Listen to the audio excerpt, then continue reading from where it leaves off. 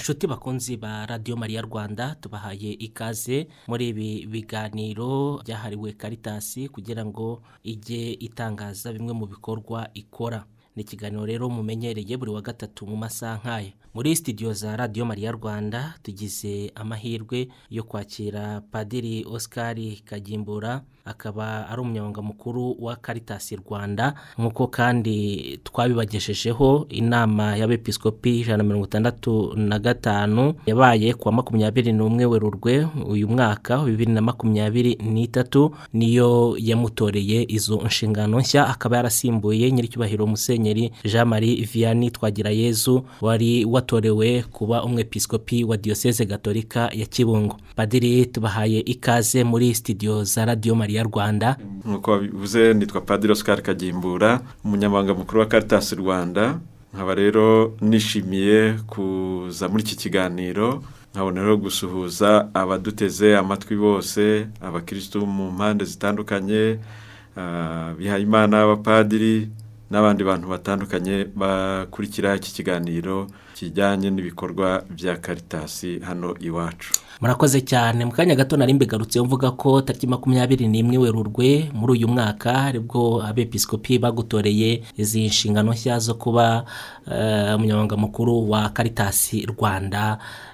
Mu buryo buvunaguye, izi nshingano mwazakiriye gute? Murakoze. Ngira ngo nkuko mubizi, Caritas ifite ubutumwa bukomeye mu Kiliziya, ari nayo mpamvu kuba umwe mu bahagarariye Caritas ku rwego rwo kuba umunyamabanga mukuru wa Caritas Rwanda, urumva ko ari inshingano zikomeye, navuga se ngo ziremereye. Ari nayo mpamvu kuzakira nazakiranye ukwemera nk'ubutumwa mpawe, ariko nanone nzakira numva ko ari inshingano ziremereye, zisaba ubwitange, zisaba gukorana n'abandi, zisaba kurangwa koko n'urukundo nk'uko ivanjiri ibidukangurira. Ariyo mpamvu numvise ko ari inshingano zirenze ubushobozi bwanjye, ariko nkumva nanone ko kubasha bw'Imana, kuba turi kumwe na Yesu Kristo ari umutagatifu duha imbaraga, nkumva dufatanyije n'abandi ubwo butumwa koko dushobora kubusoza nk'uko Kiliziya ibyifuza. Kuri radio no guhora twigisha amagambo avunaguye, Caritas niki? Caritas ntekereza ko abantu bayizi cyane cyane abakristo Gatolika benshi bamaze kuyisobanukirwa. Tuzi neza ko ijambo Caritas benshi turabizi ko risobanura urukundo. Ubu rero Caritas naho ngaho ishingiye ku rukundo rw'ivanjiri Yesu Kristo yatwigishije.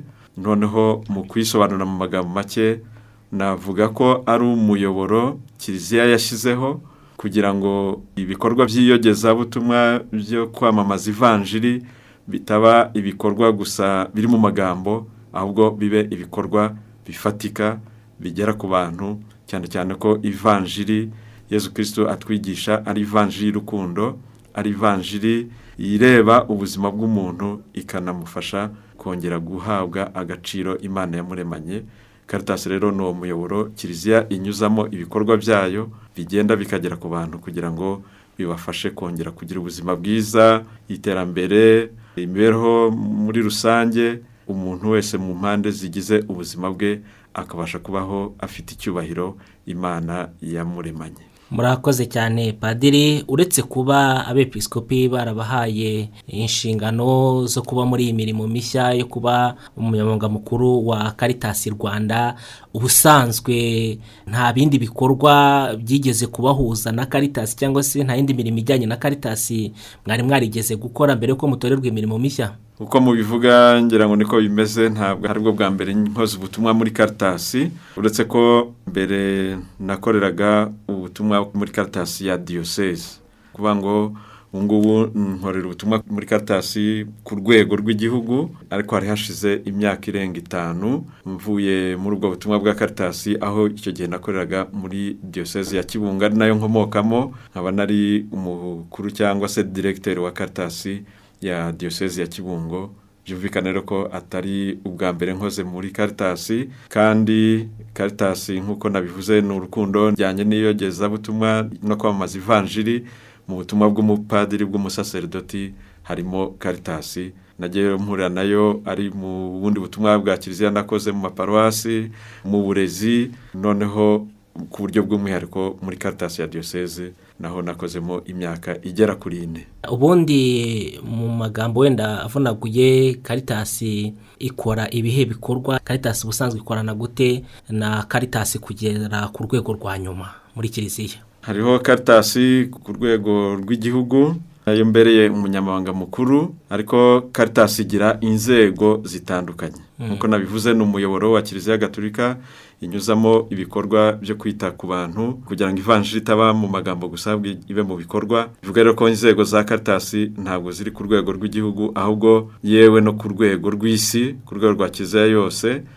Hariho Caritas Internationalis, hakabaho no ku rwego rw'imigabane, hariho urwego rwa Caritas y'Afurika, hanyuma hakaza kubaho n'urwego rwa Caritas ku rwego rw'igihugu ariyo Caritas Rwanda. Ariko nanone bikumvikana ko itagarukiraho ku rwego rw'igihugu, za nzego zayo ziramanuka zikagenda zikagera ku bakristo hasi mu muryango remezo. Bivuga rero ko inzego za Caritas uhereye hasi zirazamuka zikagera hejuru, cyangwa se uhereye hejuru nanone ziramanuka zikagera hasi. Aho umukristo aherereye hose hagomba kuboneka urwego rwa Caritas. Rero hano wenda tuvugiye iwacu i Rwanda dufite Caritas Rwanda, navuga ko ihuriyeho n'amadiyosezi yacu yose ari mu Rwanda. Ariko iyo tuvuga mu madiyosezi, hari nka diyosezi ya Nyundo ifite inzego za Caritas ebyiri, kubera ko ifite uturere tubiri tw'ikenurabushyo bita zone pastorale. Hariho zone pastorale ya Nyundo, hakabaho na zone pastorale ya Kibuye. Ngo muri diyosezi ya Nyundo hariho Caritas ebyiri ku rwego rwa diyosezi, hanyuma ubundi muri buri diyosezi naho hakaba urwego rwa Caritas. Bivuga ko ku rwego rw'amadiyosezi dufite nka Caritas 10. Noneho ubwo biragenda bikagera no muri buri paruwasi ikagira urwego rwa Caritas, muri centrale nuko, no muri muryango remezo bakagira umuntu uhagarariye Caritas. Hanyuma ku rwego rw'igihugu niho n'urwa rwego ruhuriyeho n'amadiyosezi yose. Caritas twayishyira nko mu maserivisi y'ubunyamabanga bukuru bw'inama y'abepiskopi mu Rwanda, Conference Episcopale, ikaba igerageza gukora ibikorwa nyine kuri urwo rwego rw'igihugu, ariko ikanafasha za nzego ziri mu maparuwasi uburyo bwo guhuza ibikorwa, coordination, cyane cyane coordination y'amaraporo, kuko buri Caritas mu madiyosezi irigenga. Caritas Rwanda ifasha guhuza bya bikorwa bibera mu madiyosezi, ikaba babihuriza hamwe ku buryo dushobora kugira ishusho ya Caritas y'u Rwanda. Ari mpamvu ubungubu no mu mvugo tugenda tuvuga ko Caritas igomba kuba Caritas Nyarwanda, ntibe gusa kuvuga ngo ni Caritas ku rwego rw'igihugu, ahubwo ikaba Caritas Nyarwanda, ikamera nk'umuryango, famille Caritas y'u Rwanda, duhuriyemo twese abakristo bari mu madiyosezi atandukanye mu maparuwasi. Twese tukumva ko igikorwa cya Caritas tugihuriyeho nko kwamamaza rwa rukundo binyuze mu bikorwa koko bifasha ababikeneye. Murakoze cyane, turabashimiye kudusobanurira ibijyanye n'inzego za Caritas. Kimwe rero mu bikorwa bitandukanye Caritas ikora harimo ikijyanye n'ibikorwa by'ubutabazi. Ku buryo bwihariye mu gihugu cyacu mu mezi yatambutse, hari ibice by'igihugu cyane cyane ibice by'uburengerazuba, yewe ndetse n'amajyaruguru ndetse no mu majyepfo, byagize ibihe bikomeye byo kwibasirwa n'ibiza. Ubwo rero birumvikana Caritas igomba gufata iya mbere mu bijyanye n'ibikorwa by'ubutabazi, cyane ko n'ubundi bumwe mu butumwa ifite n'ubundi ni ugutabara ababaye. Turagira ngo mutubwire se ibyo bikorwa byakozwe gute nka Caritas, ni gute mwabyitabiriye? Yego, urakoze cyane. Kugira ngo tubyumve neza, nk'uko bivuze ko Caritas igira ibikorwa byinshi, harimo n'ibyo bikorwa by'ubutabazi. Bivuze muri za nzego zitandukanye twavuze tuvuga ruguru, bikorwa bikorerwa mu mashami 3 y'ingenzi. Hakabamo ishami rya mbere ariwo mutima wa Caritas, ni iryo shami ryita ku batishoboye, niko dukunze kuryita. Niho hazamo n'ibyo bikorwa by'ubutabazi butandukanye iyo haramutse habaye ibiza, ariko habamo n'ibikorwa abantu bashaka gukora buri munsi. Umuntu ushobora gufasha umuntu kubera ko abona undi akeneye icyo kwambara, akeneye icyo kurya, akeneye kwivuza, ubutabazi mbese umuntu ashobora gukorera umuntu ubikeneye. Iryo ni ishami ryo kwita ku batishoboye. Hakabaho irindi shami ryita ku buzima kuko turabizi ko iyo umuntu adafite ubuzima ntabwo ashobora kumererwa neza. niyo mpamvu ishami ry'ubuzima naryo riri mu bikorwa bya Caritas ikurikirana. Hari amavuriro ya kiliziya, hari n'ibindi bikorwa bitandukanye bishobora gufasha abantu kubirebana n'ubuzima mu bijyanye tuvuge wenda nko kurwanya indwara, kwirinda malaria, gufasha abana bafite ikibazo cy'imirire mibi kugira ngo bashobore kongera kugira ubuzima bwiza. Hari ibikorwa byinshi bitandukanye birebana n'ubuzima. Caritas aho ngaho naho hafitemo ibikorwa bitandukanye. Hakabaho irindi shami rya gatatu, ni ishami ry'amajyambere rifasha abantu noneho atari kubaha ubufasha bakeneye, ahubwo kubafasha gutera urutambwe kugira ngo nabo bashobore kugera ku rwego rwo kwifasha. Kuba umuntu yava ku cyiciro yararimo cy'ubukene tuvuge agashobora kugera ku rundi rwego rwo kuba umuntu wifashije. Ibikorwa bya Caritas aho ngaho naho birahaganisha kugira ngo umuntu ataba gusa wa wundi dushyira inkunga, ahubwo tumufashe kuba umuntu wishoboye, ave muri urwo rwego rw'ahantu, cyangwa se tumurinde cya kindi cyamubuzaga ubuzima bwiza noneho ashobore kwiteza imbere. Ayo ni amashami rero atatu hanyuramo ibikorwa bya Caritas. Ngarutse rero ku kibazo wari ubajije ku kijyanye n'ubutabazi, ubwo nako ni agashami kamwe muri rya shami rinini ryita ku batishoboye. Ku bijyanye n'ubutabazi ni igihe akenshi habaye ibiza, aho ngaho Caritas ifite ubutumwa bwo gutabara kugira ngo ifasha abantu bahuye n'ibiza. Aha ngaha rero dufite urugero rwa vuba rufatika. Igihugu cyacu mu kwezi kwa gatanu turabizi ko habaye ikibazo cy'imvura nyinshi ikaza gutera imyuzure yahitanye abantu mu gice cy'uburengerazuba n'amajyaruguru. Ndumva ari mu bice bitandukanye by'igihugu, ariko cyane cyane mu burengerazuba n'amajyaruguru niho byakabije, abantu bahitanwa n'amazi n'imivu kubera amazi yabaye menshi, hangirika ibintu byinshi cyane. Caritas rero muri rwa rwego rwo gutabara ku bahuye n'ibiza yarahagaragaye. Ngira ngo ikintu cya mbere twakoze, habayeho ubukangurambaga, gukangurira abantu kugira ngo baze kumenya ko hari abantu bahuye n'ibibazo bashobore kubatabara. Ubwo rero niyo mpamvu habayeho gutabariza abantu bahuye n'ibiza. Umwepiskopi wa Diocese ya Nyundo, Musenyeri Anaclet Mumvaneza, yanditse ubutumwa nka perezida wa Caritas Rwanda, ubutumwa bwarebaga abakristo bose n'abandi bantu b'umutima mwiza, abakangurira gutabara, kandi anabibutsa ko atari ugutabara abantu kubaha ibintu bifatika, ahubwo no kumenya kuba hafi y'abantu bahuye n'ibibazo, kuko abahuye n'ibibazo hari abari bapfushije abantu, hari abari basenyewe amazu babamo, hari bari batakaje ibintu byose, abantu batakaje icyizere cyo kubaho. Usanga bakeneye abababa hafi, babahumuriza, babaha ubujyanama bakeneye, icyo twakita counseling. Yakanguriraga abantu rero kutatekereza gusa gutanga ibintu bifatika, ahubwo hakabona ubwo bufasha bwo kuba hafi y'abantu, kubaherekeza muri ibyo byago, muri ibyo biza bahuye nabyo. Rero ubwo bukangurambaga bwarakozwe. Hanyuma nyuma y'ubukangurambaga habaho no gushyira hamwe ibintu byabonetse, ibintu bitandukanye, byaba amafaranga cyangwa se ibindi bikoresho abantu bari bakeneye, ibikoresho by'isuku, ibikoresho byo kuraramo, ibikoresho byo mu rugo n'ibindi bikoresho bitandukanye, cyangwa se ibiribwa. Ibyo bintu byose byagiye bikusanywa, haba ku rwego rwa Caritas Rwanda, yewe noneho no ku rwego rw'amadiyosezi yose mu maparuwasi. Abakristo bitabiriye icyo gikorwa ku buryo habonetse ubufasha, navuga ngo nubwo tutavuga ngo burahagije, ariko bwari bushimishije. Twagiye tugeza kuri abo bantu bahuye n'ibiza ubufasha butandukanye, ku buryo na n'ubu bakibyishimira, bashima Caritas ko yababaye hafi. Ntabwo twakoranye gusa rero n'abakristo gatolika mu Rwanda, twakoranye n'indi miryango itandukanye dusanzwe dufatanya, ari za Caritas zo mu bindi bihugu dukorana, cyangwa se indi miryango y'abaterankunga, cyangwa se ifite ihuriye na Caritas mu bikorwa byayo ikorera hano mu gihugu, n'inzego z'ubuyobozi bw'igihugu cyacu.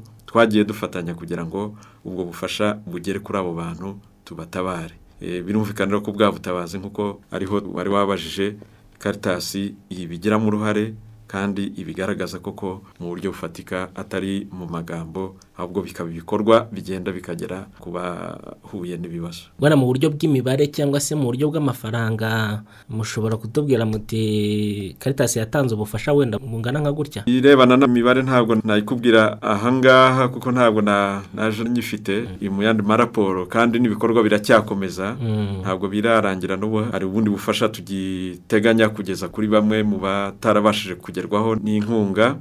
Hari n'ubundi bufasha tutashobora kubara kuko abantu bagiye bitanga bakora imiganda bajya gusukura cyangwa se bwa bujyanama navuze bwa kuba hafi y'abantu kubaherekeza kubagira inama kubatega amatwi ibyo ni ibintu utashobora kubara ngo bishyire mu mafaranga ariko icyagaragaye nuko hatanzwe ibintu byinshi yaba ari amafaranga yaba ari n'ibintu bifatika cyangwa se nubwo bujyanama bw'abantu bari hafi bakajya gusura bahuye n'ibiza bakababa hafi ari ibintu byinshi byakozwe bigafasha abantu bahuye n'ibiza ku buryo ntabwo imibare nyifite neza hano ariko imibare irashimishije abantu babonye ubwo bufasha ubwabo batanga ubuhamya bakavuga ko Caritas yabagiriye akamaro bitewe n'inkunga yabagejejeho.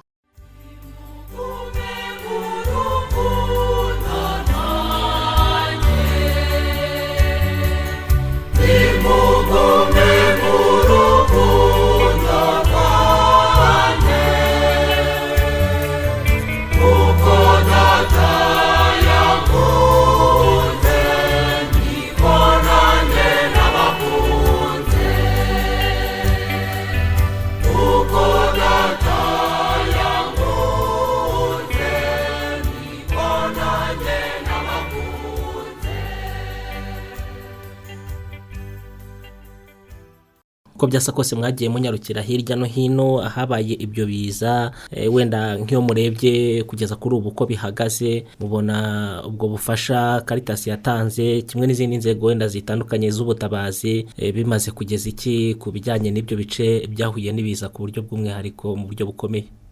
Navuga ko kubera ko ibiza byari bifite ubukana bukabije byasenye ibintu byinshi hari ibyo umuntu adashobora guhita asana ako kanya hari amazu yasenyutse hari imyaka yangijwe yari mu mirima hari ababuze ubuzima urumva hari ibintu ako kanya udashobora guhita usana bivuga ko ingaruka z'ibiza ziracyahari nubwo imvura yarangiye hakaba turi mu gihe cy'izuba abantu bamwe bakaba barashoboye gusubira aho bari batuye cyangwa se bakaba barashakiwe amazu bajya gukodesha yo kuba bacumbitsemo biracyagaragara ko hagikenewe ko aba bantu bitewe n'akarere ahantu baherereye ari ahantu hari amanegeka ari ahantu hakunze kugwa imvura nyinshi cyangwa se abegereye umugezi wa Sebeya ari nawo waje gutuma amazi aba menshi akajya gusenyera abaturage bigaragara ko ari ibibazo abantu bagifite ariko ubufasha nk'uko mwari mubibajije bwatanzwe bwafashije abantu mbere ndambere kubasubiza icyizere kubereka ko hari abantu bari hafi bagoboka bakabafasha kugira ngo ubuzima bukomeze kongera kubasubiza mu buzima busanzwe ngubu ku buryo abantu bamwe hari abasubiye mu ngo zabo nk'uko nabivuze n'abandi bagiye gucumbikishirizwa mu mazu bakodesha hariho abafashijwe kongera gutangira ibikorwa byabo wenda by'iterambere bari bafite niba ari nk'ubucuruzi bwari bwarasenyutse bakaba barongeye gusa n'ababutangira navuga rero ko ya nkunga yagize akamaro icyambere yagizemo akamaro no gusubiza abantu mu cyizere bakabona ko ubuzima bukomeza hanyuma ikindi no kubereka ko bishoboka ari ibyo bashobora gukora bakongera bagasa n'abasubira mu buzima busanzwe nubwo inzego z'ubuyobozi ziri gutekereza uburyo hari abashobora kwimurwa bagashyirwa mu zindi site bakaba baturamo ahantu hatari mu manegeka hatabashyira ubuzima bwabo mu kaga ubwo rero ya nkunga nyirumva ko yabafashije kongera kugira icyizere cy'ejo hazaza. Murakoze cyane hari ikintu mwagarutseho mugaragaza ko Caritas ari urwego ruri ku nzego zitandukanye kugeza no ku rwego rwa Kiliziya Gatolika y'isi yose nk'uko u Rwanda rwahuye n'ibihe bidasanzwe by'ibiza ese haba hari ubufasha nka Caritas Rwanda mushobora kuba mwarakiriye buturutse hanze mu zindi Caritas wenda Caritas nko ku mugabane wa Afurika cyangwa se ku mugabane w'isi ese mwebwe iyo nk'ahandi habaye nk'ibihe bikomeye by'ibiza intambara cyangwa se n'ibindi bikorwa mwe nka Caritas Rwanda hari ruhare rwanyu mushobora gutanga mu rwego rwo gufasha abandi mu bindi bihugu? Murakoze nkuko nabivuze koko Caritas ntabwo igarukira mu Rwanda gusa iri mu bihugu byose ahari abakristu Caritas irahari ku buryo hari n'inzego zayo kugera kuri rwego rw'isi yose Caritas Internationalis Caritas Rwanda ikaba ari abamambure ba Caritas Internationalis cyangwa se hakaba no ku rwego rwa Afurika naho urwo rwego rurahari Caritas Rwanda iri muri zo nzego za Caritas y'Afurika. Caritas rero mu bufatanye nk'uko twabivuga ko muri Caritas Rwanda dufite iyo serivisi ishinzwe ubutabazi ibiri no mu nzego zose no kugera ku rwego rw'isi. Niyo mpamvu iyo habaye ikibazo kibiza nk'ibi ngibi dushobora kubimenyesha abandi, kumenyesha Caritas Internationalis ikadufasha gukora ubuvugizi ku buryo abashoboye kugira icyo bakora baragikora. Rero nko mu rwego rwo gufasha abacu bahuye n'ibiza muri uko kwezi kwa gatanu, Caritas Internationalis twarakoranye kubera ko amakuru bayamenye turababwira, noneho bakatubwira bati niba hari icyo mubona twakora mutubwire turebe niba hari igishoboka. Twarabikoze rero dukorana na Caritas Internationalis bageza amakuru kuri za Caritas zindi dusanzwe dukorana mu bindi bihugu, abashoboye gukora ubutabazi bwihuse barabikoze. Aha tukaba twashimira cyane na Ceres, ni Caritas yo muri Amerika ariko yo kubera ko ikorera hano mu Rwanda nyine yahise ibone ikibazo ku kanya ihita itanga ubufasha bwihuse. Ndetse n'indi Caritas yo mu gihugu cya Slovenia nayo ari umushinga ikorana na Caritas Rwanda kandi ikaba ikorera muri icyo gice cyahahuye n'ibiza, nayo hari ubufasha isitanga ako kanya. Hari n'indi Caritas yo mu gihugu cy'Abahorandi yitwa Trokeya, iyo nayo mu batanze ubufasha bwihuta mu gihe cya vuba bikiba, nayo yaratabaye cyane iradufasha kugira ngo abantu bahe n'ibiza bagobokwe. Noneho na nyuma yaho turacyakomeza n'ubundi byo navuze ko tukikurikirana kugira ngo ababa batarabonye ubufasha tushoboye kubageraho. Hari izindi Caritas zo mu bindi bihugu nabo bagiye batwemerera ubufasha kugira ngo dushobore kugoboka abo bantu. Aha nkaba navuga Caritas y'Ubutaliyani, hari Caritas yo mu Buyapani ndetse n'iyo muri Korea, ndakeka ko ari izo, na Caritas y'Ububiligi nayo yifite icyo cyifuzo cy'uko yatufasha kugira ngo abantu bakomeze kwitabwaho. Numva rero ko ari Caritas zo mu bihugu bitandukanye tubifashijwemo na Caritas Internationalis ikadufasha gukora ubukangurambaga ndetse no kugeza amakuru ku bandi, noneho baba bafite ubushobozi bakaba badusangiza kugira ngo tubugeze ku bo bugenewe. Murakoze. Ni igikorwa cyamenyekanye cyane ko twabonye no mushumba Kiliziya Gatolika ku isi nawe yarihanganishije abanyarwanda bagwiriwe n'ibyo biza mu buryo budasanzwe. Umva ko ari igikorwa cyamenyekanye no muri Kiliziya y'isi yose. Hari abantu bashobora kumva Caritas bakumva ko kubera ko ikorera muri Kiliziya Gatolika bakagira ngo ifasha abakristo Gatolika gusa cyangwa se abantu muri Kiliziya Gatolika gusa. Bivuze neza. Hari igihe abantu rimwe na rimwe bakeka ko Caritas ari umuryango wa Kiliziya Gatolika bityo ubufasha bukaba bujya ku bakristo Gatolika gusa. Ibyo ngibyo ntabwo ari byo byaba ari kwibeshya, kuko nk'uko twabivuze twabihereyeho, Caritas ni urukundo. Urukundo rero ntabwo rugira umupaka. Kiliziya yogeza ivanjiri ntabwo yigisha gusa abakristo Gatolika, yigisha abantu bose. Ivanjiri ya Yesu Kristo igenewe abantu bose, ntabwo igenewe igice cy'abantu runaka. Niyo mpamvu rero bya bikorwa biherekeza ivanjiri ntabwo bigomba kugarukira gusa ku bakristo Gatolika. Ariyo mpamvu Caritas nk'igerageza gushyira urukundo mu bikorwa, rya jambo ry'Imana mu bikorwa, ibikorwa byayo ibikorera buri muntu wese ukeneye ubufasha. Yaba umukristo Gatolika, yaba umunyamahanga, yaba uri mu yindi dini, yaba udafite idini, ntabwo Kiliziya cyangwa se Caritas mu butumwa bwayo, mu bikorwa byayo ntabwo ivangura, ahubwo ireba buri muntu wese. Icyo Caritas ireba ni ukureba wa muntu ukeneye ubufasha koko ikamugezaho ubwo bufasha yarakeneye kugira ngo asubirane agaciro, kuko intego za Caritas ni gusubiza umuntu agaciro aba yambuwe n'ibintu bitandukanye bishobora kumubuza agaciro. Harimo ubukene, harimo ubujiji, harimo indwara, harimo akarengane, harimo ibiza nk'uko twahoze tubivuga. Ibintu byose biri mu buzima bishobora kubangamira ubuzima bw'umuntu bikamutesha agaciro, Caritas naho ngaho igoboka kugira ngo wa muntu imusubize icyizere, inamusubize ako gaciro aba yambuwe n'ibyo bintu bitandukanye. Murakoze cyane Padiri. abanyarwanda by'umwihariko ndetse n'izo nkunga zindi zagiye zituruka muri Caritas mpuzamahanga kuri izo nkunga bagiye batanga, ese nyuma yo kuzitanga nka Caritas Rwanda haba hari ubutumwa runaka mwageneye abakristo wenda mwamenyeshwa ko icyo gikorwa cyakozwe, ndetse munabashimira ku bijyanye n'ubwitange bagaragaje mu kugoboka abantu muri ibi bihe bikomeye? Mbere yo kongera kuri ubwo butumwa bwo gushimira, wari wigeze kubaza niba Caritas Rwanda yo ishobora kugira ubushobozi bwo gutabara nkuko tuba twafatanyije n'abandi batandukanye bagatanga ubufasha. Caritas Rwanda nayo ubufasha irabugira kubera ko abayigize nta bandi n'abakristo. Kuvuga ngo ibikorwa abakristo ubwabo bakoze nibyo bikorwa bya Caritas, nibo bubaka Caritas, nibo batuma Caritas igira imbaraga.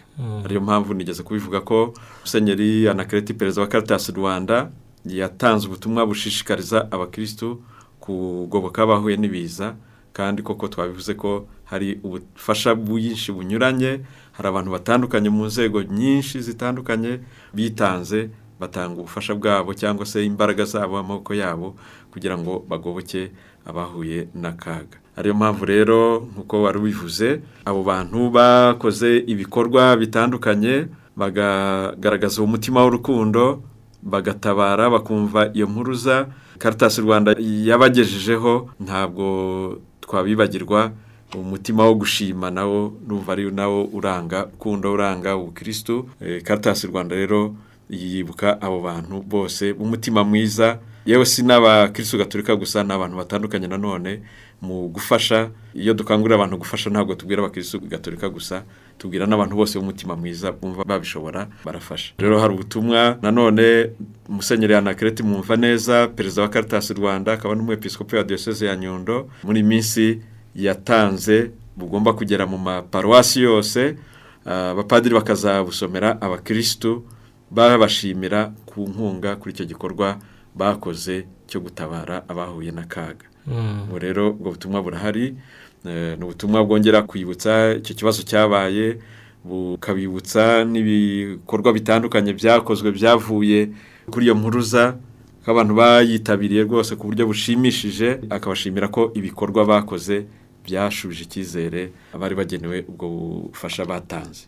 Rero kandi akanabashishikariza gukomeza kurangwa n'uwo mutima w'urukundo n'impuhwe wo kugoboka abari mu kaga, wo gukomeza kumva ko ivanjiri atari amagambo gusa, ahubwo dusabwa ko igomba guherekezwa n'ibikorwa bifatika, cyane cyane bigaragariza abandi urwo rukundo n'impuhwe ari byo biranga umutima w'Imana.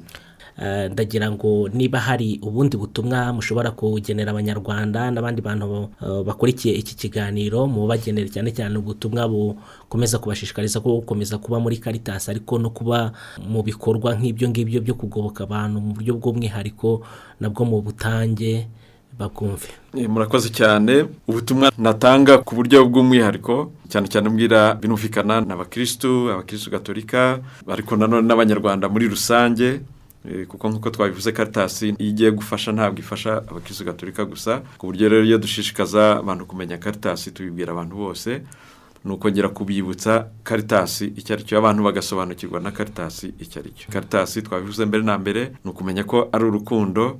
Hanyuma icya kabiri cyane cyane abantu bakwiye kumva nuko Caritas batagomba kuyibona nk'ikigo gitanga imfashanyo, gitanga inkunga, ahubwo Caritas tukayumva nk'umuyoboro Kiliziya Gatolika yashyizeho kugira ngo rya jambo ry'Imana yigisha, ya vanjiri yamamaza, ntihere mu magambo, ahubwo iherekezwe n'ibikorwa bifatika bigeza urwo rukundo ku bantu barukeneye. Naho ngaho Caritas tugomba kubimva gutyo, ku buryo n'undi muntu wese ukora icyo gikorwa cyiza gifasha umuntu wari ubabaye, wari uri mu kaga, wari uri mu bukene, wari urwaye adashobora kwivuza, umwana w'umunyeshuri wari wabuze amafaranga y'ishuri umuntu akamurihira, abasaza, abakecuru, abageze mu za bukuru batari bafite ubitayeho, ugasanga abantu bari hafi babitayeho. Ibindi bikorwa abantu bagenda bakora bigoboka abantu bari mu kaga, ibyo bikorwa Caritas irabishyigikiye, biri mu murongo wayo.